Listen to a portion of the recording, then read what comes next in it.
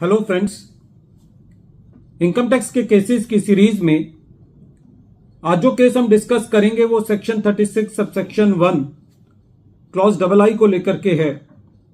Section 36 subsection 1 clause double आई के अंदर यदि किसी एम्प्लॉय को कमीशन या बोनस दिया जाता है तो वो कमीशन और bonus as an expenditure claim किया जा सकता है।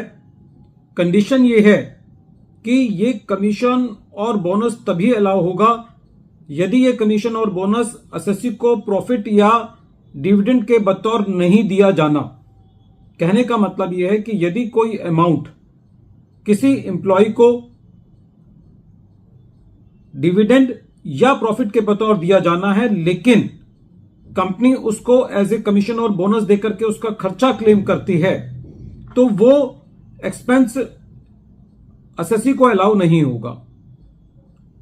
इसी विषय पर बेस्ड एक इशू अहमदाबाद आईटीआईटी की डी बेंच के सामने एक case AMI life sciences private limited versus assistant commissioner of income tax के केस में सामने आया और यह केस 114 आईटीआर शॉर्ट नोट 7 पर रिपोर्ट हुआ। केस का जजमेंट 15 जुलाई 2024 को आया। असेसमेंट ईयर 16-17 है और इस केस के फैक्ट्स इस तरीके से हैं। इस केस के अंदर जो असेसी है वो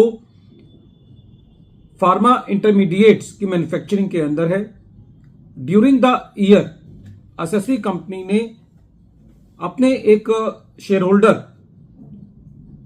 को 52.3 लाख कमीशन के बतौर दिया। असेसी को जो ये कमीशन दिया गया, असेसी के द्वारा जो ये कमीशन दिया गया वो उस शेयर होल्डर को दिया गया जिस शेयर होल्डर के पास 32.78% की शेयर होल्डिंग थी।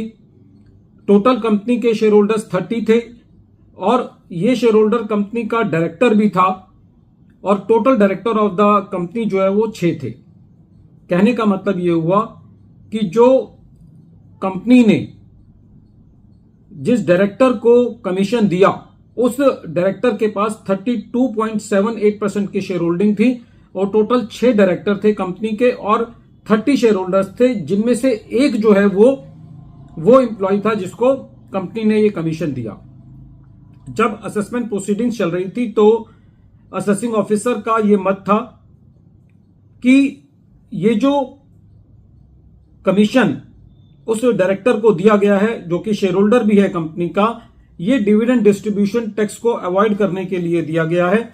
यदि ये कमीशन नहीं दिया जाता तो कंपनी उस डायरेक्टर को या तो प्रॉफिट पे करती या डिविडेंड पे करती, इसलिए डिविडेंड डिस्ट्रीब्यूशन टैक्स का अवॉइडेंस किया गया है।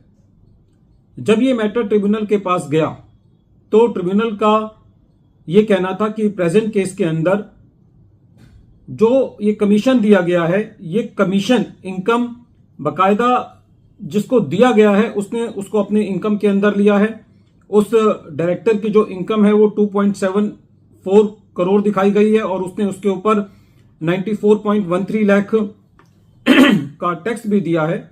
और जो महत्वपूर्ण बात यह है वो ये है कि जो असेसी कंपनी है वो एविडेंस से ये दिखा पाई है कि उस डायरेक्टर ने असेसी को सर्विसेज प्रोवाइड की है और उस सर्विसेज के बिना पर यह कमीशन दिया गया है।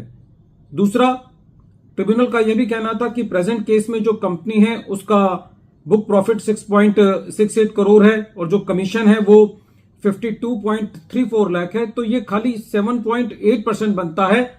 और इस अमाउंट को जहां पर असेसी ये बता पाया है कि ये अमाउंट इसलिए पे किया गया है कि उससे कमीशन की सर्विसेज ली गई हैं, तो सारे फैक्ट्स एंड सर्कमस्टांसेस को देखते हुए टैक्स अवॉइडेंस की एलिगेशन पर इसको सेक्शन 36 सबसेक्शन 1 क्लॉज डबल आई के अंदर अलाउ किया जाना चाहिए। दूसरा, प्रेजेंट केस के अंदर जो असेसी था उसने कोई रिसर्च वर्क किया था, रिसर्च वर्क पे खर्चा किया था जो कि कैपिटल एक्सपेंडिचर का नहीं था लैंड एंड बिल्डिंग पर, और असेसी ने एक चार्टर्ड अकाउंटेंट का सर्टिफिकेट भी दिया था, प्लस जो असेसी की बुक्स ऑफ अकाउंट्स थी वो भी कंप्लीट थी। लेकिन असेसिंग ऑफिसर ने खाली scientific and industrial research report के बेसिस पर असेसी को इस खर्चे की जो वेटेड डिडक्शन थी उसको डिसअलाउ किया। तो इस पर भी ट्रिब्यूनल का यह कहना था कि जब एसएससी ने चार्टर्ड अकाउंटेंट का सर्टिफिकेट सबमिट कर दिया है और एसएससी की बुक्स ऑफ अकाउंट्स जो है वो कंप्लीट हैं, तो ऐसी परिस्थिति में प्रेजम्पशन के बेसिस पर एसएससी को वेटेड डिडक्शन की रिस्ट्रिक्टेड डिडक्शन नहीं दी जानी चाहिए, उसको कंप्लीट डिडक्शन जो है वो मिलनी चाहिए, उसके अंदर कोई भी तरीके का रिस्ट्रिक्शन नहीं होना चाहिए। वीडियो के अंत में एक बार फिर मैं केस का नाम रिपीट कर रहा हूं। केस का नाम है AMI life sciences private limited versus assistant commissioner of income tax, और ये केस 114 ITR शॉर्ट नोट 7 पर रिपोर्ट हुआ। मैटर अहमदाबाद ITAT की डी बेंच ने 15 जुलाई 2024 को डिसाइड किया। Thank you friends.